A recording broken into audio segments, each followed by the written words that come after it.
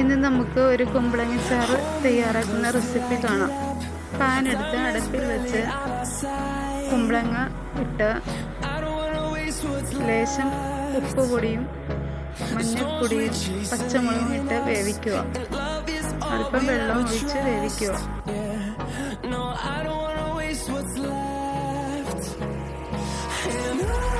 ഇതിൽ ഇടാൻ ആവശ്യമായ തേങ്ങ, അല്പം ജീരകവും വെളുത്തുള്ളിയും ഇട്ട് മിക്സിയിലിട്ടടിച്ച് എടുക്കുക.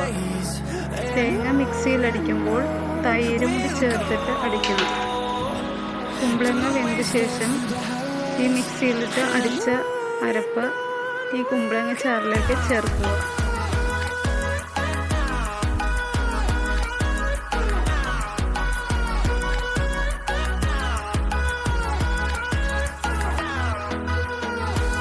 അതിലേക്ക് വേറൊരു പാൻ അടുപ്പത്ത് വെച്ച് കടുകും സവാളയും ഇട്ട് താളിച്ച ശേഷം കുമ്പളങ്ങ ചാറിലേക്ക് ഒഴിക്കുക.